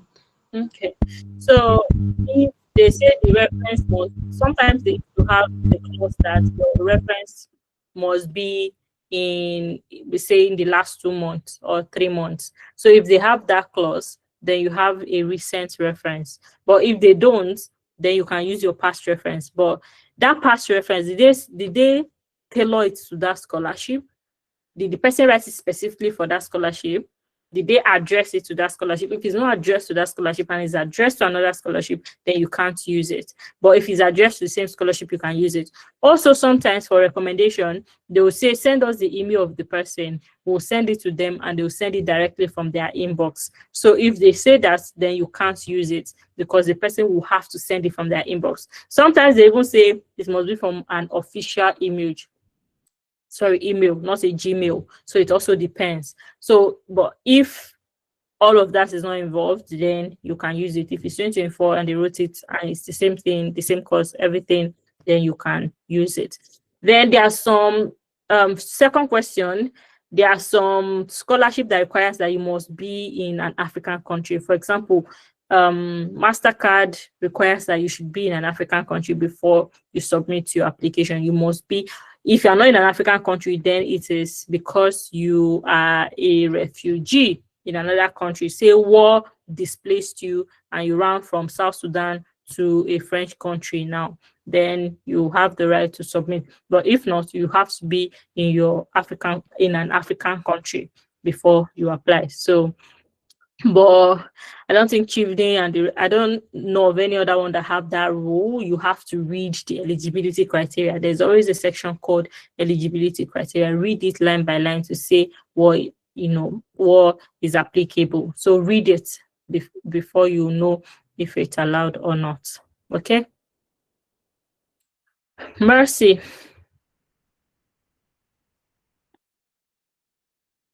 Mercy. Yeah, hello, good evening. Thanks for this opportunity. Thank you. Okay, I wanted to ask. I have a higher national diploma, which is HND in accounting. I'm currently running my postgraduate diploma. So is it possible to apply with my HND? Okay, this HND question is something that is tricky. Okay, some maybe Okay. HND, but sometimes there is what we call I've forgotten. Okay, someone remind me. There's this organization that you submit your results to, and then they help you to convert your results to WES evaluation. Thank you. So sometimes you need to do. Which organization? Please pronounce it again. WES, WES, WES evaluation. If you type it on Google, you will see it. They call it WES evaluation. Okay. Sometimes you have to do that evaluation. What they do is that they help you to convert your results to like a degree to what is tenable in that country. So in that situation, sometimes you can use like WES evaluation to help show that your degree, that your HND is equivalent to a degree in that country. You understand? Yeah, saying that WES takes time and it takes money as well. So yeah, you can do that WES evaluation. If not, there are scholarship like Chevening. Scholarships like Chevening, they sometimes, because I think Chevening, as far as a UK university can give you admission, you can apply. So if you want to apply for Chevening, it means you are going to look for universities in the UK that takes HND, because it's not all uni that take HND. And that is why there's a downside towards HND rather than like instead of degree. So you may want to research into that to see if you can apply to that and if WES is applicable to that scholarship you want to apply. But most times, people that have a degree have the upper hand. Okay, but I can still apply when I'm done with my postgraduate diploma course, right? Okay, a PGD. I don't know where PGD stands in all of this, honestly, because is PGD up to a master's? No, it's not. It's not. And I think people do that PGD in Nigeria to make them apply for a master's. So I don't know if something that is only Nigeria that accepts. I don't have that, so I have not considered where that stands in all of this. Mostly it's for people that did HND and people that have a lower grade. Okay, so you can do this research. I wouldn't speak too much on this topic because I don't know it, honestly. I don't know where this stands in this. So just do your research to see if it's something you can use. Okay, thank you very much. I really appreciate it. Thank you. Then Rebecca is, I think, the last person, right? Rebecca? Okay, then I'll read some of the questions in the chat. Yes. Good evening, Ma. Thank you so much for this opportunity. I started your last your message you actually put it on your IG. And at that point, I was trying to apply to Glasgow University at the UK. So my question is, I used to see most of these applications, fully funded scholarship, fully funded scholarship, and at the end of it, after applying, you've done everything, you got the admission, and they will start telling you that you need to fund your fees. Because, like, as I'm speaking right now, I've gotten like 3 scholarships, but it's partial scholarship. Like at this point, I don't even know what to do. Right now, there's a particular school there at the UK. They asked me to send my official transcript, of which I've actually done that. I've done that. Um, my English proficiency, because I studied law. I'm actually a practicing lawyer here in Nigeria, and my CGT is okay. Everything is okay. But my question is, because I don't want to venture into something that at the end of it is not full scholarship. I don't have anybody to give me one, enough even 500,000 to even start with. So how would one know that this is Okay. actually a Your very question has already been answered. Okay. So I listed popular scholarships. Were you in the call then? So just take a yes. and go and be finding them on Google, because nobody will tell you they want to give you fully funded scholarship that is legit and tell you now need to pay later. That's not true. Once it's a fully funded scholarship, it's a fully funded scholarship. So take a screenshot from that. After this session, the video is live. You can go back, take a screenshot of all the scholarships I wrote. I put some of the links there. Go and type it on Google. You will see the link. Those are the fully funded scholarships you should focus on. Okay. Also, I know there are different online school that publicize fully funded scholarship that is not true. Beware. Okay. Beware. Some all lies. Oh, is online school is this. So once you can't connect the legitimacy of the school to the school, then it's scam. It's a lie. No fully funded scholarship will tell you to pay later. So I've listed almost 8, 7, 9 scholarships. Type them on Google. They are enough for you to apply in 1 year. You can't even apply to all of them in 1 year because of the work. Thank you so much. Thank you so much. Okay, I'll read to the questions. Someone say English stands for French. Okay, we'll address that. The session is recorded, is live on YouTube at the moment, so you can always go back to watch it. List the step I had about the document. I don't know what you mean by that. The steps to get the document, get it from your university, okay? And then how long did you apply for fully funded scholarship before getting one? I started applying in 2019. I got it in 2021. My issue is, how do you craft a genuine personal statement if you haven't done anything all your life related to that field? You can't, except you want to lie. You can't. Go and do something related to that field and start crafting your personal statement. There's enough time for you to go gather experience and come back. Is HND eligible for masters? Yeah, there are certain UK universities that can take HND, and there are some that won't. So look at scholarships that don't place the caveat on HND, and you can look at them, but it's not all, definitely. Then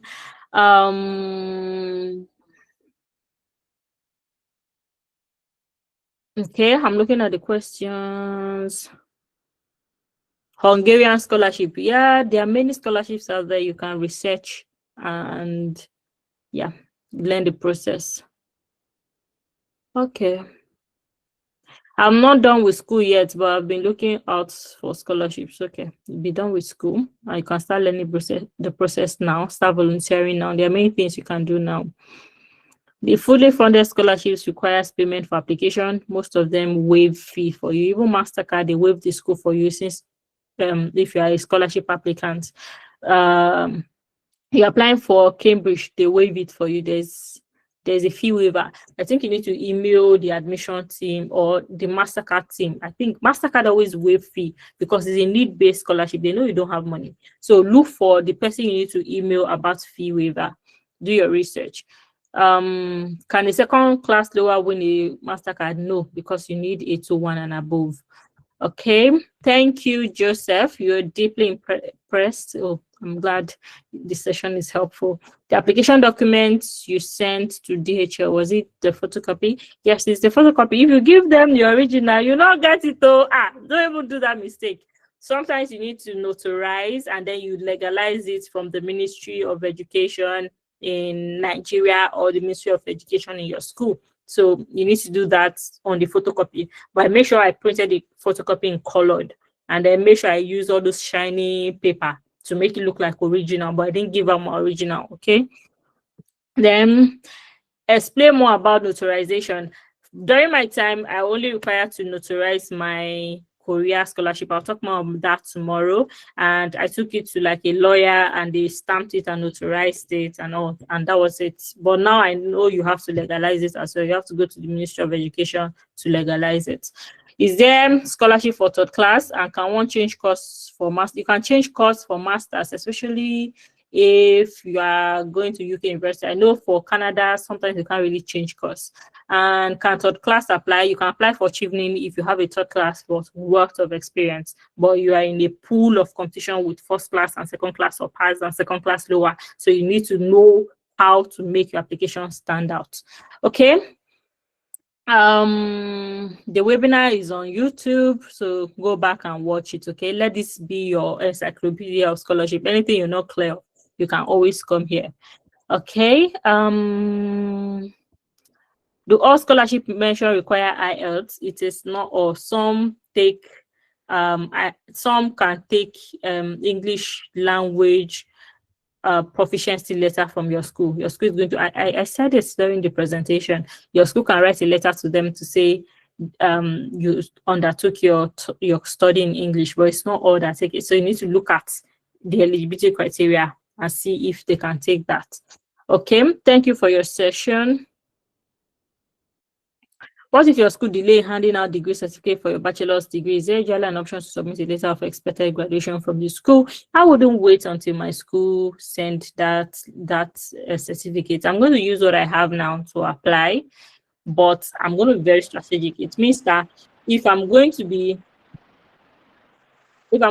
submitting to, say, a scholarship, who's on mute? Please mute your microphone. If I'm going to apply to, say, a scholarship that requires that I send my document to Korea now, and I know that before I send my document to Korea, I'm going to spend like 100,000 naira. I'll wait till I have the original. But if it requires that I send online, I'm going to apply with what I have at the moment. So you need the original, okay? Then we are still going through the question. My school doesn't give official transcript. If they want to send out a transcript, it's usually watermark for that particular place. That's a very strong thing your school is doing right now. Like, it's going to cost you a lot of money if they watermark the entire thing for that particular school. Yeah, I'm already pitying you because scholarship requires multiple applications. So how are you going to cope with that? I'm so sorry about that, Mary. Yeah. There are also scholarships for people in education field, e.g. for teachers. There's no particular one for only teachers that I know, but I know there are so many teachers, people with teaching qualification can apply. Is there 100% chance for the school to give admission immediately you have won the scholarship? What are you saying? If you are able to pass through the scholarship application process, the eligibility and all, trust me, they would have seen that you have all the required listing. Then they forward your document to school. The school will give you admissions. So yeah, especially like MasterCard, they'll forward your document to school. The school will give you admission. And for chevening, they don't have control over your admission. They don't forward your document. You have to submit by yourself. So if you make it through that rigorous process, chances are school will give you admission, no doubt. My question is, I'm supposed to graduate from my bachelor's next month, and so I'm here to get my transcript or certificate, and most of the scholarship timeline for master's next year have ended or ended soon. Please, do you have option that I can explore? The option I'll tell you to explore if you are still in school is be volunteering at the moment.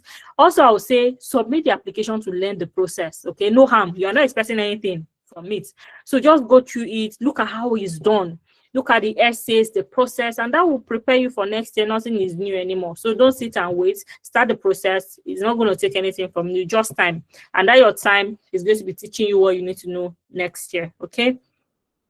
Am I aware of any undergraduate scholarship for people residing in the EU? There's Global Korea Scholarship and some MasterCard undergraduate scholarship in Rwanda. Those are the undergraduates I know at the moment. I don't know any undergraduates in the EU, okay? I'm also presently running a top-up degree, so I'm trying to apply for a fully funded scholarship, and I don't know how to go about it. Are you serious? What is this session for? You don't know how to go about it. I'm going to explode right now. What's this session for? Is this session not to teach you how to go about it? Why are you here still asking how to go about it? this whole session is how to go about it. Please don't, Jacob, I'm gonna be angry with you. All right, go back to YouTube and watch the entire thing. What have I been doing for the last 2 hours? Teaching you how to go about it. How do one get the personal statement or motivation letter? You write it yourself. You get it from where? You write it yourself. Oh my God. Like, seriously.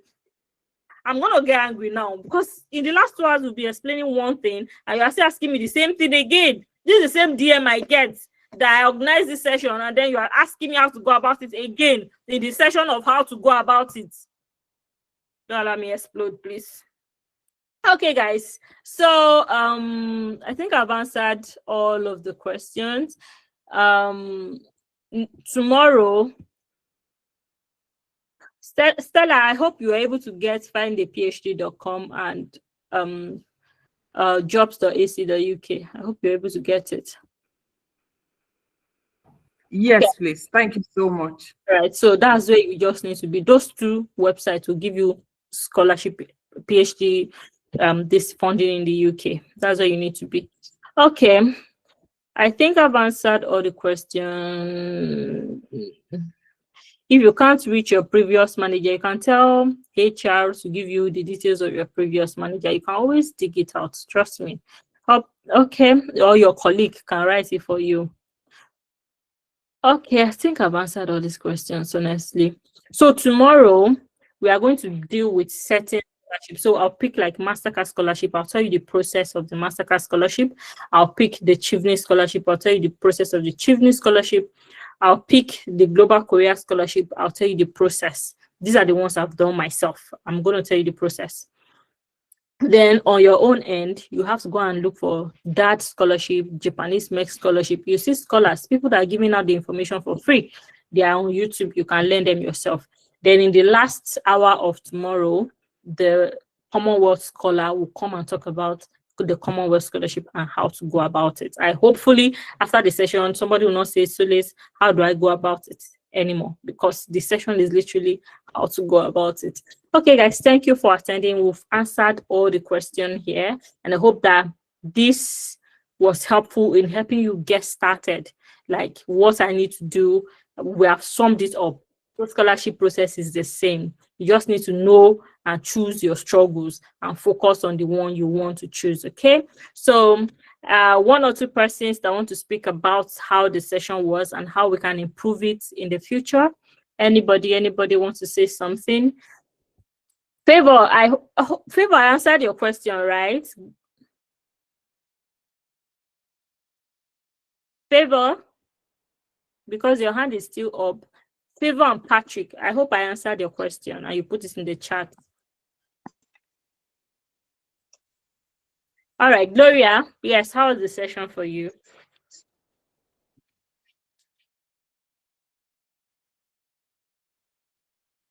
Gloria, you're on mute if you're speaking. If not, Olamide, you can speak. Hi, Solis. Hi, everyone. Good evening. The session was really, really enlightening. I liked how you really poured out yourself into us. It's giving a very, very selfless teaching.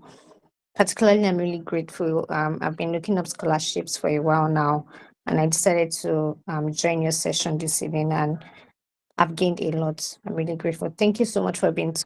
Thank you so much. Thank you, Olamide. I'm grateful and happy and glad that you got a lot from the session. So thank you, Precious.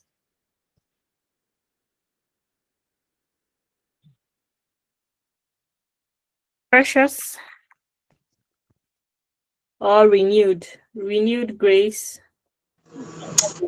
Hi, Solis. Thank you again for the opportunity.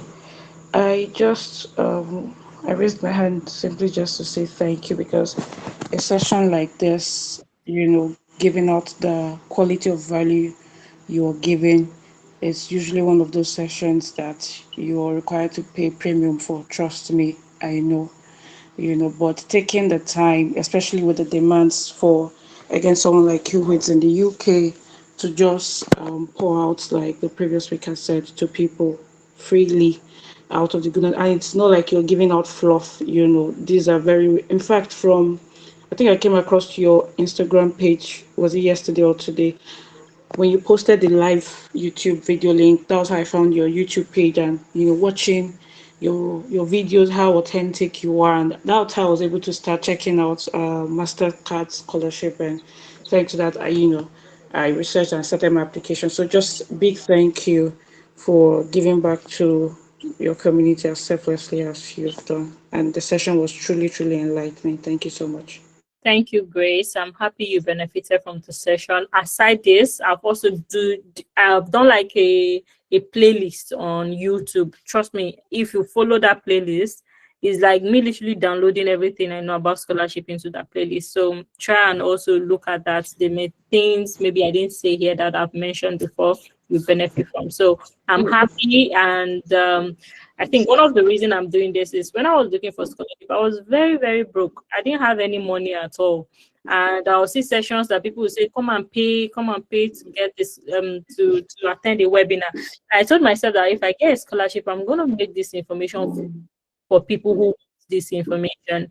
And 4 years later, I'm still doing that. And it's going to be free forever. Wow. People who want this information, because you can't be broke and be, information is knowledge. So yeah, I'm going to be doing this forever, and I hope that as many people as possible capitalize and use this to change my life, because it did change my life. Most of this research and things I'm giving you are things I went to dig out myself because I didn't have money to pay for, like a masterclass or a webinar or anything. So I hope you're able to use this and get serious about it. It's all up to you, okay? It's up to you if you want to get a scholarship or not, because the work that is required is only you that can do it yourself. I can't do it. I can't even do it for my sister. I can't do it for you. Nobody can do it for you. Only you can get serious and do it yourself. So I hope you are able to make use of it. So thank you, Glory. Jen, you want to say something? Thank you so much, Solis. I'm just trying to summarize it, but what I want to say is how you have really poured yourself out and managed to consider every level of education, like undergraduates, postgraduates, and like PhD. So like BSc, masters, and also PhD. And how you've also not sugar-coated. Sometimes people like to sugarcoat and say, oh, you might get away with this, but you've been very transparent and you've emphasized value in putting in the work. And what also stood out for me is how I can even apply this to my professional life, because I've just finished my MSc and I'm thinking towards going towards my PhD, but I'm currently working now, and how there's that far-reaching impact that I can implement some of these skills in my professional work life, not just because I'm applying for scholarships. Like, you need to put in the work for the value that you want, and that's just amazing. And I just want to say thank you. All right, everyone. Thank you. I'm grateful and happy and glad that you were able to pick something from this session. Before we go, please let me not forget the people on YouTube. They literally just said, Solis, I've forgotten that. I didn't forget them. So let me quickly read their questions. So someone said, statement of purpose the same thing as personal statement or motivation letter? Yeah, it depends on, it's almost the same thing, but it's not the same thing. Statement of purpose sometimes can comprise of your personal statement and your motivation letter for applying for that. But one good thing is that when they say write a statement of purpose, they usually say what you should address. So what they say you should address is what you should address. Some school call it statement of purpose, some school call it a personal statement. So it depends. So, but it usually is all about why you want to study that course, what you've done in the past, and what you're going to do after you study that course. You get like, what's your motivation for applying for this degree, and how are you going to use it when you finish, and things like that. So it's almost the same thing. Then, can you list the scholarships that are available now for UK and their classes and starting from September? Mastercard is currently ongoing. I know Chevening have closed for the year. So which other one again? I know, okay, Great Scholarship is partially funded. Oh, yeah, Commonwealth, it has not opened yet. It's about to open. You will learn more about Commonwealth tomorrow. And then, can the volunteerism be in the university community? Because I'm a class rep and also the vice president of my department. I mentioned it. If you're a class rep, whatever leadership position, you can use it for volunteering. I would like you to keep me updated on the master's scholarship in the medical field. the date and the procedure. Like I said, it's difficult for you to find a scholarship in the medical field. Is rare. So you can do the research yourself and dig it out and tell me about it. Ask for student copy. Okay, who can talk on Erasmus Mundus scholarship by tomorrow? I personally do not have personal experience with Erasmus Mundus, but I'll just look for what I can cover from my research on their website. I can't go into detail like the one I got. So I would say carry your research to the next level. Go to YouTube. You see so many Erasmus Mundus scholars, and the best people to get the best information from are the people that have won that scholarship. Okay, so that's all from YouTube. The work experience, must it be related to the course we intend to study? It should be. You should be able to make a case from that work experience, right? Say you're applying for, you're a medical doctor, you have experience as a medical doctor, you're applying for public health, or you're applying for a course. You should be able to say how medicine does something. You can't just bring it out of nowhere and say, I have this experience and it's not connected. It should be like a procedure where you learn something from your experience and then you want to research about it in your master's, if you get the gist of what I mean. Okay, my undergrad, I'm about switching to a STEM-based course for my master's. Is this possible? If you are switching to a STEM-based course, my number one question is, how fast do you think you can pass? Will you pass if you're coming from like a humanities background, you want to switch to, say, engineering? How do you want to cope? How do you want to learn something you didn't do in undergraduate? You have to ask yourself that question. If you've not learned in undergraduate and you want to do it in masters, will you pass? Okay, answer that question first. Then secondly, another question you need to ask is, will your undergraduate degree be able to allow them to give you an admission in that STEM field? Say you did theaters like me, I now want to apply for engineering. How, where, how would they give, like, there's no foundation knowledge for you to do a master's. So yeah, sometimes it's almost impossible, but who knows, everything is possible. Okay, that's it, guys. Thank you all for coming. The last thing I'll have to say this evening, which I'll still repeat tomorrow, is that getting a scholarship is totally up to you. Nobody can help you to get a scholarship. I couldn't even help my own sister to get a scholarship. That's the kind of work that is required. Only you that has that burning heart, only you that have that burning passion, only you can do the process yourself. I can't do the process. I can't do it for you. Only you will have to do it for yourself. So research is your number one power. Being a step ahead of everyone is your another power. Okay, if you follow me on Instagram, there's a post I put out yesterday, and this is something I've been meaning to say a very long time ago.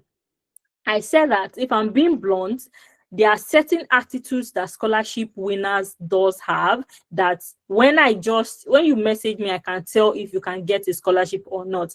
I said, scholarship winners will never ask, please, can I get the link? Because if you can't find the link, you can't find anything else. Link is on Google. Every information you need is on Google. Number two, they don't say, teach me how to apply or apply for me, because videos, resources are everywhere for you to learn. And we saw that here. I've dished out everything that I need. So if you can't do this and use this information, what else can you use? My YouTube channel is Solace Ojotule. Anywhere you want to find me, just type Solace Ojotule on that platform. You literally find me. I have the same username across all the channels. And they don't wait for scholarship to open before they start. So this process is totally up to you. Your research is your number one weapon. Being 10 steps ahead, being determined, being passionate about your journey, and being able to get through the rejections, because rejections will come.